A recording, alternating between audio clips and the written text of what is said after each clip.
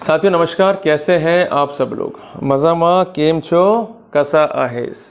साथियों, जो टॉपिक आज मैं डिस्कस कर रहा हूं आज की लाइव क्लास में, ये काफ़ी इंपॉर्टेंट है और ये जुड़ा हुआ है आपके अधिकारों से। खासकर उन अधिकारों की बात मैं यहाँ करूँगा जहाँ पर आपके मन मस्तिष्क में ये डर होता है कि अगर हम अपना बच्चा उठा के ले आए तो क्या होगा। कहीं ऐसा तो नहीं कि भाई हम जेल पहुँच जाएँ। वकील तो बोलते रहेंगे, वकीलों को करना क्या है, अपनी दुकान चलानी है, वो तो राय देंगे आलतू फालतू की, और अल्टीमेटली मरेंगे तो हम ही, जेल तो हम ही जाएंगे। अब जब आप अपने स्थानीय वकीलों से इस बात को पूछते हो तो वो कहते हैं कि भाई बच्चा ले मत आना, अगर बच्चा ले आए तो जेल पहुंच जाओगे भाई। पर क्यों, ये हम नहीं पूछते हैं। जो उन्होंने हमारे दिमाग में कचरा भर दिया हम उसको जो है फॉलो कर लेते हैं। भाई पढ़े लिखे लोग हो, समझदार लोग हो तो कानून को पढ़ो। कानून को पढ़ोगे तो बल अंदर से आएगा। कहते ना, एक विद्या ही आपको बल दे सकती है, ना कि आलतू फालतू की बातें या कचरा बातें। देखो, कई लोगों के माइंड में पहले डाउट था कि अगर हम बच्चा ले आएंगे तो हम लोग जेल चले जाएंगे। वो लोग क्या है, बच्चा उठा के ले आए और उनकी पत्नियों ने कंसर्न थाने में जाकर जो है रिपोर्ट को लिखवा दिया। पुलिस ने फ़ोन किया कि बच्चे को ले आओ, वो लोग लेके नहीं गए तो पुलिस ने अल्टीमेटली किडनैपिंग की FIR को दर्ज कर दिया। इन लोगों ने कॉपी ली FIR की कोर्ट से, वो आपको इजीली मिल जाती है। ये लोग पहुंच गए हाई कोर्ट क्वेश्चन में। इन्होंने एक ही बात कही कि कानूनन अगर हम अपना बच्चा ले आते हैं और हम उसके पिता हैं तो हमने किडनैपिंग का ऑफेंस नहीं किया है, क्योंकि ऐसा करना हमें खुद संवैधानिक स्थिति या विधिक स्थिति के तहत जो है प्रदत्त है। अगर हमारा अपना बच्चा है, उसको हम ले आते हैं, then it would not be a case of kidnapping और अबडक्शन, जब तक कि हमारा पर्पस या मोटिव जो है कोई इलीगल एक्ट करने का ना हो, कोई अननेचुरल एक्ट करने का ना हो, कोई इमोरल एक्ट करने का ना हो। उदाहरण के लिए बच्चा आप लिया है और खासकर फीमेल चाइल्ड है। कई बार देखा होगा, सुना होगा आपने कि पिता ने अपनी बेटी के साथ जो है बलात्कार कर दिया। कई बार आता है खबरों में। तो उस सिनेरियो में ये किडनैपिंग का केस जो है माना जाएगा। बट सिंपल स्थितियाँ हैं कि जहाँ बच्चा आप लिया है उसके वेलफेयर के लिए, उसके एजुकेशन के लिए, उसके इंटरेस्ट के लिए, तो उस सिनेरियो में it would not be a case of kidnapping and abduction. Clear हो गया। तो जो भी आपको डराए, चाहे वो नोटिस के माध्यम से या कोर्ट में कोई आपको अपोजिट पार्टी का वकील डरा है कि आप पर अब केस बनेगा किडनैपिंग का, एबडक्शन का, and you all people will go to jail, you are a criminal, it is a criminal act, तो वहाँ घबराने का नहीं है। ये क्रिमिनल एक्ट नहीं है, किसी भी रूप में जो है आप जेल नहीं जा सकते। ये तो क्लियर हो गया आपको। तो नोटिस में अगर लिख देते हैं ये 97 BNS या सेक्शन 137 BNS, तो हमें घबराने की वहाँ पर जरूरत नहीं है। क्लियर है आपको। अब आता है प्रैक्टिकल एस्पेक्ट सेकंड नंबर पे कि अब बच्चा लिया है तो आपको ये तो मालूम पड़ गया भाई इसमें ऑफेंस में मेड आउट नहीं होगा। पर पुलिस को फिर भी जो है एक परेशानी रहती है, पता नहीं क्या जादू कर रखा है भाई इनके ऊपर। जब भी कोई लड़की थाने पहुंच जाएगी तो इमीडिएटली कार्रवाई करेंगे। जैसे इनके भाई पड़ोस की लड़की हो या इनकी जो रिश्तेदारी जो है चली आ रही जन्मों जन्मांतर से, और वहीं लड़का पहुँच जाएगा कोई रिपोर्ट लिखवाने के लिए, तो उस पर कार्रवाई करते नहीं है। क्लियर है बात। ये तो ऐसा थोड़ा रवैया मत रखो भाई, आप जन सेवक हो। आप जो ये समाज है जिसमें पुरुष भी हैं, महिला भी है, वृद्ध भी है, बच्चे भी हैं, उनकी सेवा के लिए हो, तो निष्पक्ष न्याय, निष्पक्ष आचरण जो है रखो। क्या जो भी है, मैं कितना समझा लूँ, पर पुलिस तो जो चाहती है वही करेगी। पुलिस जब उस लड़की की रिपोर्ट को जो है लेगी रिकॉर्ड पे, तो सबसे पहले फ़ोन करेगी वो आपको कि भाई आप बच्चे को ले आओ जी श्रीमान जी। अगर बच्चे को लेकर नहीं आओगे तो हमको आना पड़ेगा, और फिर हम आपको उठा लेंगे, और फिर हम आपको जो है अरेस्ट कर लेंगे, हम आप पर जो है कानूनी कार्रवाई करेंगे। और आपकी वहीं पर हालत ख़राब हो जाती है कि भाई अब तो मैं गया, अब तो मैं बचे नहीं पाऊँगा। घबराने का आपको वहाँ भी नहीं है। आप एक बात ध्यान में रखते हुए चलें कि जब भी आप अपने बच्चे को लेके आ रहे हैं तो कानूनन आपको उस अधिकार के प्रोटेक्शन के लिए विधिक सलाहकार की जो है सहायता लेनी होगी, जो आपका अपना लोकल एडवोकेट होगा। उसके आप संपर्क में रहिए। अगर आप संपर्क में नहीं रहेंगे तो आप यहाँ पर कॉन्टेस्ट नहीं कर पाएंगे, क्योंकि जब आप लेके आ रहे हैं तो आप इस बात का विशेष ध्यान रखिएगा कि पुलिस जो है आपके घर पर आकर तमाशा कर सकती है, पुलिस जो है आपको हैरेस कर सकती है, पुलिस जो है आपको इलीगल अरेस्ट भी कर सकती है। इनका कुछ नहीं बिगड़ता, क्योंकि ये सगे किसी की भी नहीं है। तो आपको सबसे पहले जाना है अपने एडवोकेट के पास में। जैसे पुलिस फ़ोन करती है, अपने एडवोकेट से उसकी बात करवानी है, और इस बात को कन्वे करना है राइटिंग में भी, पुलिस के व्हाट्सएप पे और ईमेल पे, जो कि फास्ट माध्यम है संचार का, कि बच्चा जो है हमारे पास है, हमने उसको चुराया नहीं है। और फिर भी अगर आप बच्चे से मिलना चाहते हो तो हम बात करा देंगे वीडियो कॉल से। बच्चे से फिजिकली आपको नहीं मिलवाएंगे, क्योंकि हमको मालूम है कि आप उस महिला के इन्फ्लुएंस में बच्चे को जबरन जो है पिता से अलग कर देंगे और माँ को जो है पकड़ा देंगे। जबकि कस्टडी का राइट जो है दोनों का है, और ये इक्वल राइट है जॉइंट कस्टडी का। क्लियर होगी बात आपको। और इसके साथ साथ आपके वकील से कहिएगा कि वो कंसर्न पुलिस को नोटिस भी जारी कर दे। इसके साथ साथ आपको लेनी है शरण CWC की, चाइल्ड वेलफेयर कमेटी की, कि हम जो है बच्चा लेकर आए हैं और पुलिस जो है हमारे पीछे पड़ी हुई है, जबकि पुलिस के पास कोई भी अधिकार नहीं है बच्चा छीन कर माँ को देने का मुझसे।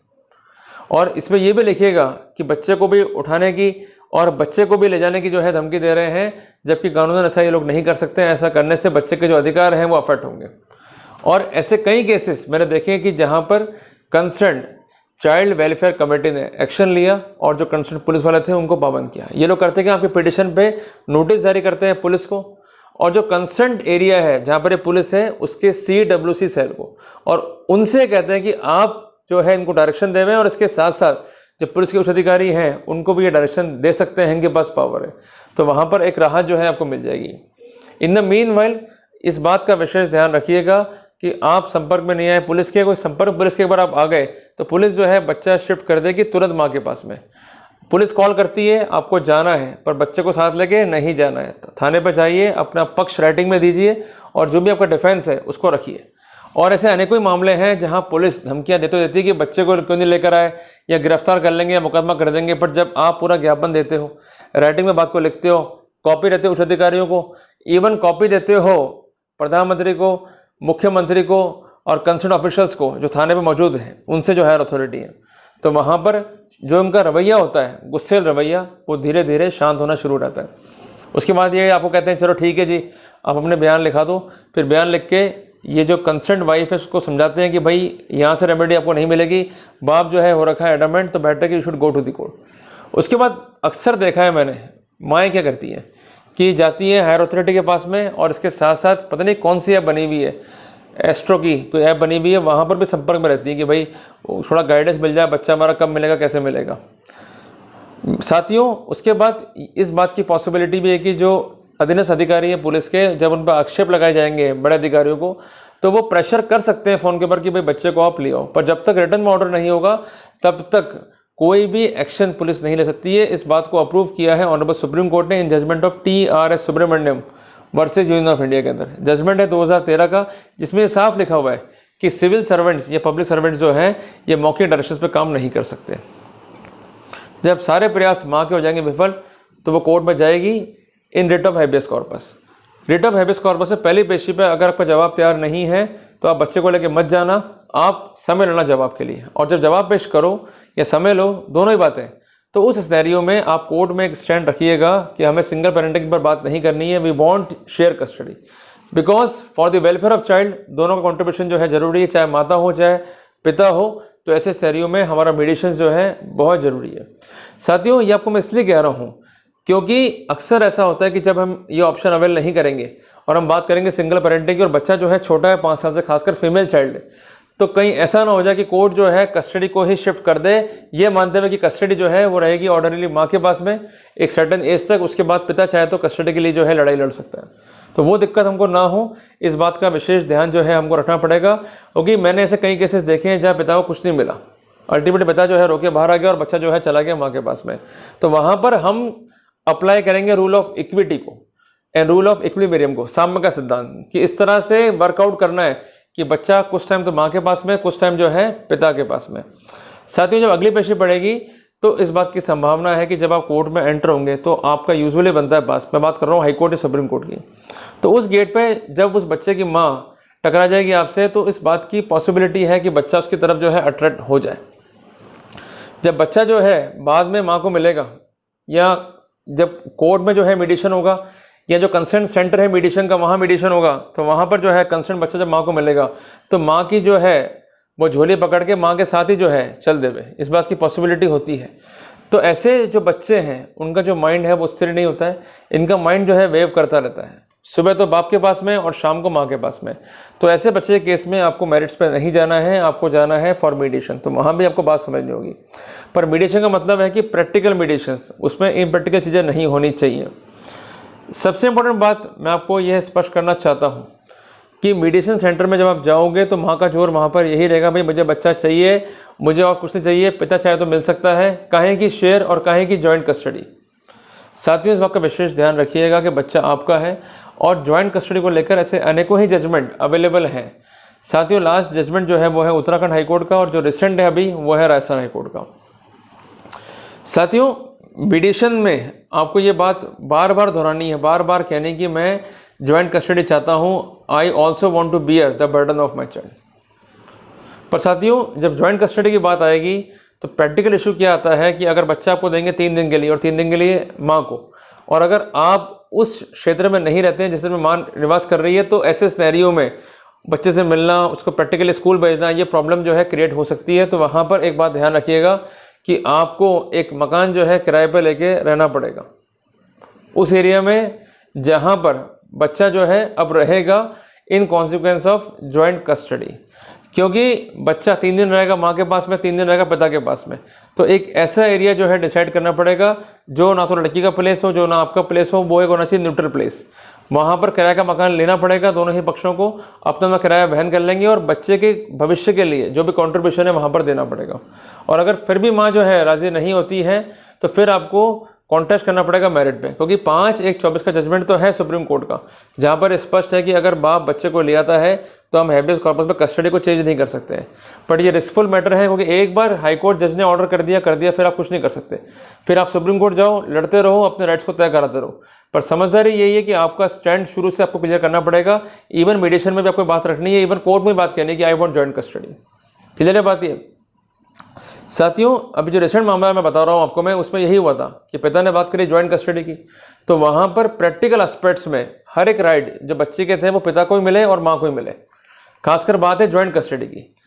वहाँ पर स्थितियाँ क्या तय हुई कि जो कंसर्न बच्चा है वो रहेगा तो माँ के पास, बट कब तक रहेगा वो? सोमवार से शुक्रवार तक, और शुक्रवार दोपहर से संडे की शाम तक वो रहेगा पिता के पास। तो एक तो होता है कस्टडी आपको मिली नहीं, सिर्फ विजिटिंग मिल गया, या तो कस्टडी है। दूसरी स्थिति ये है, वो कहते हैं ना ऊँट के मुंह में जीरा, वैसी स्थिति मिल गई कि बच्चा जो है आपसे मिलेगा सिर्फ उसके बर्थडे पे, आपके बर्थडे पे, या घर में कोई फंक्शन हो तब, या फिर होली दिवाली मिल जाएगा, या फिर छुट्टियाँ गर्मियों के तब मिल जाएगा।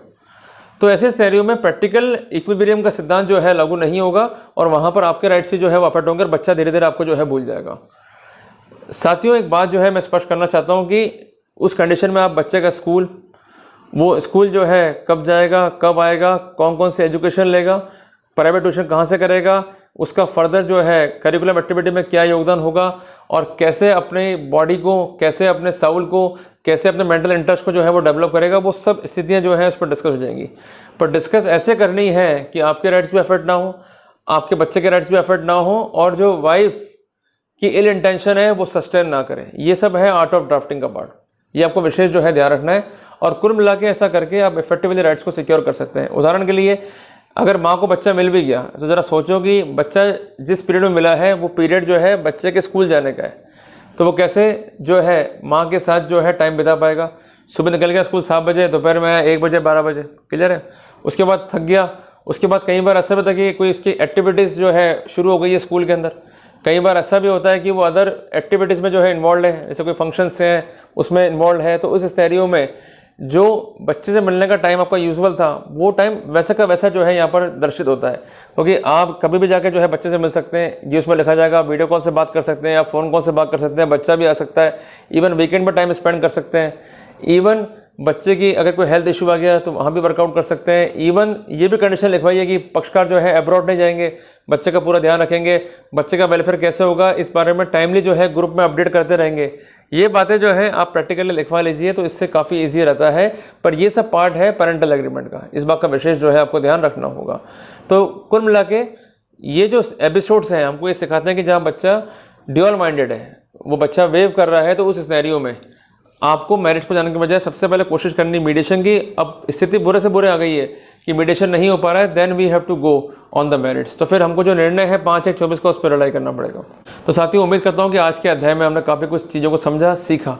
ऐसे बच्चों के बारे में जो ड्यूअल माइंडेड है, जिनके मन मस्तिष्क जो है बार बार चेंज हो जाते हैं, उनके संबंध में हमें किस तरह से जो है कंटेस्ट करना है रिट ऑफ हैबियस कॉर्पस को। तो उम्मीद करता हूँ कि आपको ये वीडियो पसंद आएगा। इस वीडियो को लाइक और शेयर जरूर करें। जल्दी मिलते हैं एक नए टॉपिक के साथ। टिल देन जय हिंद, जय भारत।